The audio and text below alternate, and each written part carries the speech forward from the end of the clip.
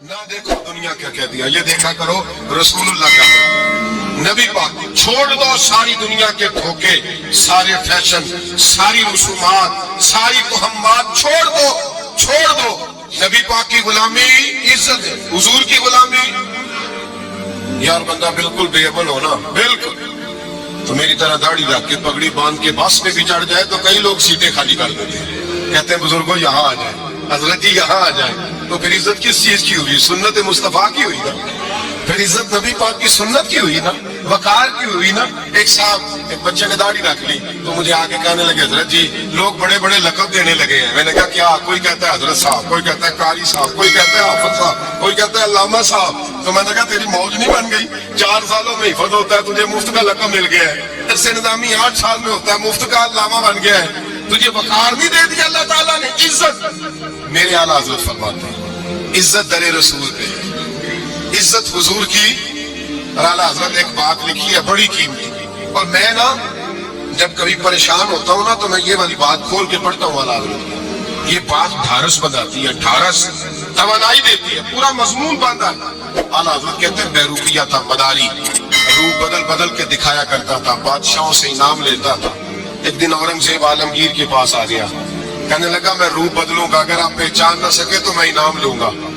आपने फरमाया मैं कोई ऐसे वैसा बादशाह नहीं, काम मुझे धोखा देना मुश्किल है। कहा नहीं मैं रूप बदलूंगा। हजरत औरंगजेब आलमगीर बड़े नेक बादशाह गुजरे, बड़े परहेजगार आदमी। वो बेरूपिया कहने लगा मैं रूप बदलूंगा, आप नहीं पहचान सकेंगे। फरमाया चल जितना तेरे अंदर जोर है लगा ले। हजरत ने ऐलान किया कि मैंने फौजी भर्ती कर दे। 2 माह के बाद टेस्ट होगा। वो 2 महीने दौड़ता रहा, रंग रूप बनाता रहा, आया टेस्ट देने। 2-3 सिपाहियों का इम्तिहान लिया, उसकी बारी आई तो 10 रुपए दिए। कहने लगे तेरे आने जाने का कराया, मैंने तुझे पहचान लिया है। कुछ दिनों के बाद जाने लगे सफर पर, तो भिखारी आ गए खैरात मांगने। उसने भी सारे मुंह पर स्याही मान ली, कपड़े फाड़ लिए, सर के बाल मुड़ा लिए, भवे तक कटा ली, बदरंग होके आया। कासा आगे किया तो हजरत ने 10 रुपए डाले। कहने लगे तेरे आने जाने का कराया, मैंने पहचान लिया है।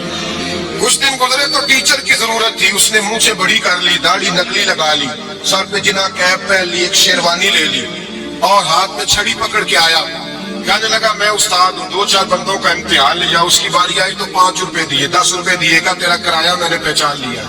2 साल गुजर गए, वो जब भी आता हजरत पहचान लेते।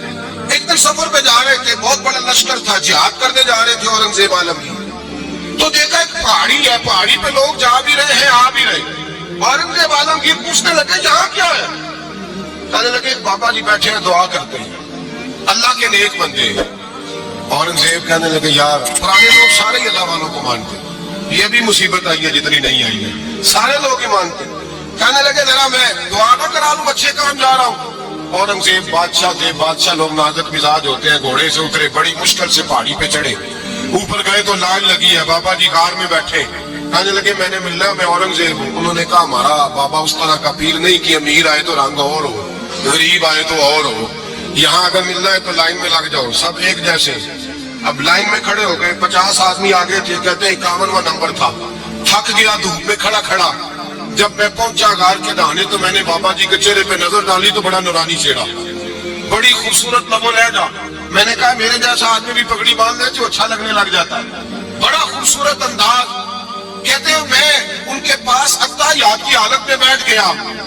मैंने कहा हुजूर मैं जा रहा हूँ जिहाद करने, दुआ करना। बुजुर्गों ने हाथ उठाए, अल्लाह इसकी मदद फरमा, दीन को गलबा अता फरमा, इसे दीन का सच्चा पक्का सिपाही बना। फिर थपकी दी, 2-4 नसीहतें भी कर डाली, देखना जुल्म न करना, ज्यादती न करना, जब तू जीत न करना, गुरूर न करना, नसीहतें भी कर दी। कहते अब जब मैं उठा तो 2-4 दिनार बतौर नजराना मुसल्ले के नीचे रखे, और उल्टे कदम जब मैं गार से उतरा उन्होंने रुमाल झाड़ा उठ के खड़े हो गए। कहने लगे आज नहीं तूने पहचाना, आज नहीं तूने पहचाना, मेरा इनाम बनता है, आज नहीं पहचाना, ला पैसे। औरंगजेब कहने लगा यार तूने हद कर दी, कहाँ चढ़ा कहाँ खड़ा रहा, धूप में थक गया, कमाल कर दी भाई तूने। बता तू क्या लेगा, अब तू देख जल्दी बता, कितने लोग पीछे धूप में खड़े हैं, लश्कर सारा खड़ा है, क्या लेगा? उसने कहा सबसे कीमती हीरे वो है जो तेरे सर के ताज में लगे हुए हैं, मुझे तेरा ताज चाहिए।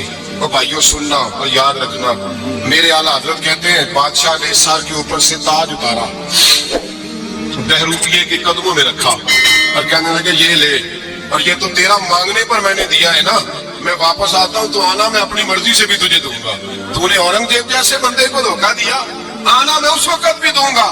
وہ دے کر بس بات ختم ہو گئی، حد ہو گئی، دے کر کہتے جب میں پلٹا نہ واپس، بہروپیے نے آواز دی بادشاہ ٹھہر جا، تو میں نے پلٹ کے دیکھا تو کہنے لگے یہ اپنا تاج لے جا، اٹھا اور لے جا۔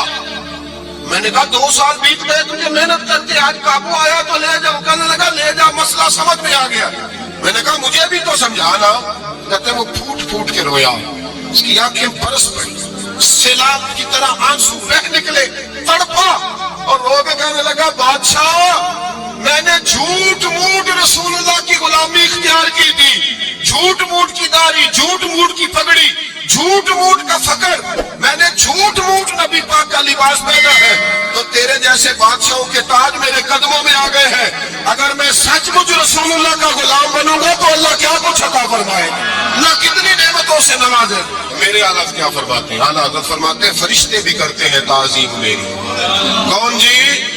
اللہ ایسا عقیدہ بھی کم ملے گا جو بریلی کے امام کا عقیدہ ہے، ایسا بھی کم، کہتے ہیں فرشتے بھی کرتے ہیں تعظیم میری۔ کیوں؟ فرمانے لگے فدا ہو کے ان پر یہ عزت ملی، فدا ہو کے ان پر یہ۔ حضرت سلمان فارسی گورنر تھے، کھانا کھا رہے تھے، دسترخوان بچھا تھا، رسول پاک صلی اللہ علیہ وسلم کا فرمان ہے روٹی کا لقمہ دسترخوان پہ گرے اٹھا کے کھا لو، اللہ تمہاری بخشش فرما دے گا۔ دسترخوان صاف ہوتا ہے، روٹی، بڑے گورنر تھے آپ، بڑے بڑے سفیر بیٹھے تھے، وزیر بیٹھے تھے، روٹی کا لقمہ گر گیا۔ آج تو لوگ فیشن میں عزت ڈھونڈتے ہیں نا، وقار ڈھونڈتے ہیں کہ میں جدید دنیا کے ساتھ مل جاؤں، میں معاذ اللہ لڑکی لڑکے اکٹھے بٹھا کے منگنی کروں تو میں ماڈرن شمار ہو جاؤں گا، میں بڑے بڑے ڈھول بجاؤں تو ماڈرن بنوں گا، میں اگر مہندی پہ سارے تماشے کر ڈالوں تو میں ماڈرن ہوں۔ دیکھو عزت کس بات میں۔ حضرت سلمان فارسی روٹی کھا رہے تھے، سفیر وزیر نہ جانے بڑے بڑے لوگ بیٹھے تھے، کھانا کھاتے کھاتے لقمہ گرا دسترخوان پہ، حضرت سلمان فارسی نے سمیٹا، منہ میں رکھا، پھر انگلی مار کے دسترخوان صاف کیا۔ ایک صحابی کان میں کہنے لگے سلمان کیا کر رہے ہو، کیا کر رہا، آپ گورنر ہے، سوچئے تو صحیح، یہ لوگ کیا کہیں گے دنیا دار کے مسلمانوں کو روٹی نہیں ملتی، اٹھا اٹھا کے کھا رہے۔ کان میں بات کی، کان میں۔ حضرت سلمان فارسی کان میں جواب دے سکتے تھے، کہہ سکتے تھے نہیں ایسے ہی کرنا ہے، انہوں نے کان میں بات کی، لیکن جناب سلمان فارسی اعلیٰ اعلان بولے، کہنے لگے ان 4 5 6 دنیا داروں کے لیے میں اپنے نبی کا طریقہ چھوڑ دوں، اپنے رسول کی سنت چھوڑ دوں؟ یہ 4 5 دنیا دار دنیا کی طرف دیکھ کے میں مصطفیٰ سے منہ موڑ لوں؟ پھر جوش جذبات میں سر سے پگڑی اتار دی، رونے لگے۔ آپ فرمانے لگے میں مدینے کے بازاروں میں کھجوریں اتارتا تھا، نوکریاں کرتا تھا، یہ جو میرے سر پر عزت کے بال ہیں یہ محمد عربی کے اگائے ہوئے ہیں، رسول اللہ کے اگائے ہوئے ہیں۔ اور بھائیو حد ہو گئی۔ حضرت بلال، حضرت بلال، حضرت بلال رضی اللہ تعالیٰ، حضرت بلال آئے جناب عمر سے ملنے، کیسے وہ کس طرح بھی آئے تو عمر خاطر میں نہ لائے، پر بلال حبشی دروازے پہ داخل ہوئے تو فاروق اعظم نے کرسی چھوڑ دی، ہاتھ باندھ کے کونے میں کھڑے ہو گئے، کالا رنگ ہے، نام بھی لکھنا نہیں جانتے، زمانے میں تعارف کوئی نہیں۔ حضرت عمر نے ہاتھ باندھا ہے، لوگ کہنے لگے عمر تو کیسے ہو، کس طرح سے نہیں ڈرتا، یہ کون آ رہا ہے جس کے لیے تیرا اتنا استقبال ہے؟ حضرت عمر کہنے لگے چپ کر جاؤ، اس کی بات نہ کرنا، اسے آنے دو، اسے آنے دو، اس کی بات نہ چھیڑنا۔ حضرت سیدنا بلال آئے، کہنے لگے امیر المومنین کیا کر رہے ہو؟ فرمایا نہیں چپ کر یار، بازو پکڑا، اپنی کرسی پہ بٹھایا۔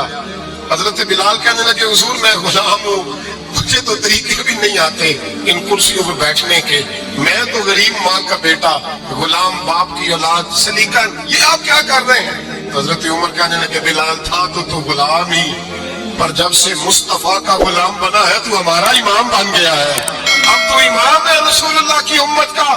فرمایا وہ مجھے دن یاد ہے جب مکہ فتح ہوا تھا، بت ٹوٹ گئے تھے، بڑے بڑے سردار تھے، اور میرے نبی نے فرمایا بلال سے کہو کعبے کی چھت پہ چڑھ کے اذان دے، تو لوگوں نے کہا حضور یہ سارے جل گئے ہیں، کسی اور کی ڈیوٹی لگا دے۔ حضور نے فرمایا چپ کرو، بدر میں مار کھا کے اذان پڑے تو بلال، احد میں پتھر برسے اذان پڑے تو بلال، تپتے صحراؤں میں پڑے تو بلال، ہر جگہ مار کھائے تو بلال، اور آج اگر اللہ نے عزت دی ہے تو میں لوگوں کو رسول اللہ کی غلامی میں عزت ہے. فرمایا کوئی اوپر نہیں چڑھے گا. ابو بکر بھی نیچے, عمر بھی نیچے, عثمان و علی, طلحہ اور زبیر بھی نیچے. آج یہ حبشی غلام کعبے کی چھت پہ چڑھے گا اور میں دنیا کو بتاؤں گا کہ اصل عزت اسی کے پاس ہوتی ہے جو رسول اللہ کا غلام ہوا کرتا. آخر میں آپ لوگوں سے گزارش ہے کہ اگر آپ کو ہماری یہ کوشش پسند آئی ہو تو اسے زیادہ سے زیادہ صدقہ جاریہ کے طور پر شیئر کریں. اللہ آپ سب کو اپنی حفظ و امان میں رکھے. آمین.